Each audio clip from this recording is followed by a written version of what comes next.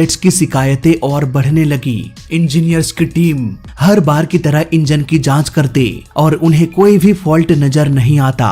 शिकायतों का ये सिलसिला 8 सालों तक चलता रहा और इन 8 सालों में इंजीनियर्स की टीम ये पता लगाने में नाकाम रहे कि आखिर गड़बड़ी कहां पर है। फाइनली एयरलाइन कंपनी ने प्लेन के इंजन को ही चेंज कर दिया, इस उम्मीद से कि अब सब कुछ ठीक हो जाएगा, लेकिन वो गलत थे। प्लेन में ये प्रॉब्लम अब भी मौजूद था। पायलट्स ने ये नोटिस किया कि जब जब इन थ्रोटल में प्रॉब्लम होती है तब थ्रोटल नंबर 1 आसानी से मूव हो जाता है, जबकि दूसरा थ्रोटल हार्ड होकर अटक जाता है। कई बार पायलट्स इसे देखते और मैनुअली एक साथ कर देते। अब क्योंकि ऐसा बस कुछ सेकेंड्स के लिए हो रहा था, इसलिए पायलट्स को कई बार तो ये पता भी नहीं चलता कि प्लेन में ऐसा कुछ हुआ भी है। इस फॉल्टी थ्रोटल की वजह से दोनों इंजन के थ्रस्ट में थोड़ा बहुत बदलाव तो हो जाता था, जिसकी वजह से प्लेन का डायरेक्शन भी थोड़ा बहुत बाएं दाएं हो जाता। लेकिन क्योंकि प्लेन ऑटो पायलट में उड़ान भरता है, इसलिए ये ऑटो पायलट प्लेन को तुरंत सीधा कर देता है और कॉकपिट में बैठे दोनों पायलट्स को पता भी नहीं चलता कि ऑटो थ्रोटल में फॉल्ट हुआ, प्लेन का डायरेक्शन बिगड़ा, लेकिन ऑटो पायलट ने उसे सही कर दिया। दोस्तों, ये प्रॉब्लम भले ही 8 सालों से थी, पर ये उतना डेंजरस नहीं था। इसी वजह से एक दशक गुजर जाने के बावजूद भी कोई भी प्लेन हादसा इस फॉल्टी थ्रोटल की वजह से नहीं हुआ, सिवाय श्रीविजय एयरलाइन फ्लाइट 182 के। इसे कुछ इस तरह से समझते हैं कि आप कूड़े से ढेर सारे पत्थर को उठा के ले आते हैं और एक एक करके तालाब में फेंकने लगते हैं। ऐसा करने से क्या इस बात की पॉसिबिलिटी है कि उस पत्थर से कोई मछली मर जाए? वेल, नहीं। एक तो इतना छोटा सा पत्थर है, इतना धीरे धीरे फेंका जा रहा है और इतना बड़ा तालाब है, कोई चांस नहीं। अगर पत्थर मछली को लग भी जाए तो मछली नहीं मरने वाली। लेकिन अगर मैं कहूँ कि ये पत्थर फेंकने का काम आपको 8 सालों तक करना है, दोस्तों, अब आपको 1-2% लग रहा होगा कि नहीं यार, मछली मर भी सकती है इतने सालों में। सपोज इन 8 सालों में आपके हाथों में आम पत्थर के जगह कोई नुकीला पत्थर आ जाए, फिर आपने उसे पानी में फेंक दिया। ठीक उसी वक्त कोई मछली उछलकर पानी के ऊपर आया और वो नुकीला पत्थर सीधे मछली के आंख में जाकर लगी और मछली का वहीं पर काम तमाम हो गया। देखो, मुझे पता है कि ऐसा सिचुएशन नहीं आने वाला कि नुकीला पत्थर भी मिल जाए, मछली भी उछलकर पानी से बाहर आ जाए और वो पत्थर सीधे मछली के आंख में जाकर लगे, लेकिन ऐसा होना इम्पॉसिबल भी नहीं है। हजारों पत्थर में आपको एक ना एक नुकीला पत्थर मिल जाएगा। मछलियां कई बार उछलकर पानी से बाहर आ जाती है। अगर ये सारे सीक्वेंस मिलकर एक कड़ी में जुड़ जाए तो हाँ, मछली मर जाएगी और एक ऐसा काम जो इम्पॉसिबल लग रहा था वो भी पॉसिबल हो जाएगा। कुछ ऐसा ही सीक्वेंस हमें देखने को मिला श्रीविजय एयरलाइन फ्लाइट 182 में। इसका क्रैश होना इम्पॉसिबल था। यही वजह है कि ये 8 सालों तक फॉल्टी ऑटो थ्रोटल के साथ उड़ान भरता रहा। 9 जनवरी 2021 को कुछ ऐसी इम्पॉसिबल कड़ियां एक साथ जुड़ गई जो इस प्लेन को क्रैश कराने वाला था। टेक ऑफ के बाद एटीसी ने कहा कि 29,000 फीट पर जाकर मुझे इन्फॉर्म कीजिए। प्लेन टेक ऑफ करके ऑटो पायलट में एल्टीट्यूड गेन कर रहा था। ऑटो थ्रोटल प्लेन के स्पीड को मेंटेन कर रहा था। प्लेन में यात्रियों की संख्या कम थी और प्लेन का स्पीड अधिक होने की वजह से ये तेजी से ऊपर की ओर जा रहा था। उसी एयरपोर्ट से एक और प्लेन ने टेक ऑफ किया था, इसलिए एटीसी ने फिर से फ्लाइट 182 को कांटेक्ट किया और कहा कि आप 11,000 फीट के एल्टीट्यूड में बने रहें। अब पायलट ने प्लेन के स्पीड को थोड़ा कम कर दिया। अब ऑटो थ्रोटल ऑटोमेटिकली पीछे आना शुरू हो गया और यहीं पर हो गई गड़बड़ी। राइट साइड का लीवर अचानक से रुक गया, जबकि लेफ्ट साइड का लीवर पीछे आता रहा।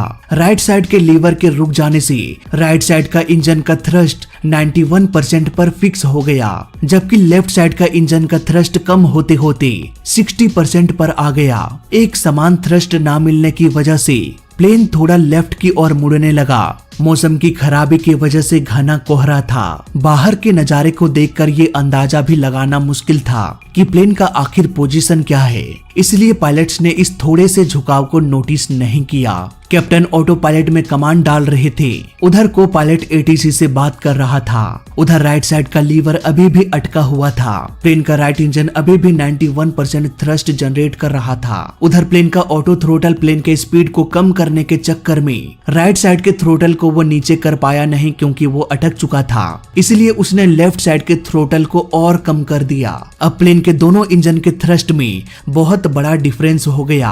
एक इंजन का पावर 91% था, वहीं दूसरे इंजन का पावर लगभग 40%। इतने बड़े डिफरेंस की वजह से प्लेन और भी तेजी से लेफ्ट की ओर झुकने लगा।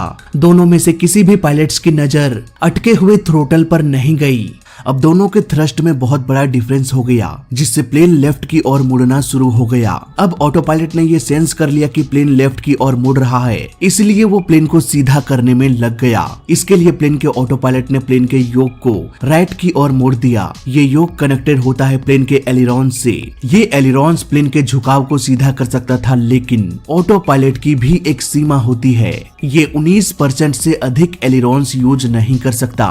इट मीन्स अगर प्लेन थोड़ा सा झुका है तो ऑटो पायलट उसे सीधा कर देगा, लेकिन अगर प्लेन ज्यादा झुक जाए तो प्लेन का योक 19% पर ही अटक जाएगा। बात करें फ्लाइट 182 की, तो ये लगभग 37 डिग्री लेफ्ट की ओर झुक चुका था और इतने अधिक झुकाव को ऑटो पायलट सीधा नहीं कर सकता था। यहाँ पर जल्द से जल्द दोनों में से किसी एक पायलट को मैनुअली योक का इस्तेमाल करके प्लेन को सीधा करना चाहिए था और अटके हुए थ्रस्ट लीवर को सीधा करना चाहिए था, लेकिन अब तक भी इन दोनों पर किसी का ध्यान नहीं गया और फाइनली कॉकपिट में एक अलार्म बजना शुरू हो गया। बैंक एंगल, यानी कि प्लेन एक तरफ झुक चुका है। इसके बाद आगे क्या हुआ, इसे हमें थोड़ा प्रैक्टिकली समझना पड़ेगा। सपोज आप एक पायलट हैं, प्लेन बादलों के बीच फ्लाई कर रहा है, बाहर कुछ भी दिखाई नहीं दे रहा। आप ऑटो पायलट सेट करने में बिजी हो, नीचे के इंस्ट्रूमेंट्स में आपका ध्यान नहीं है। तभी एक अलार्म बजता है बैंक एंगल, यानी कि प्लेन झुक चुका है, जल्दी से जल्दी कोई एक्शन लो। आपने सामने देखा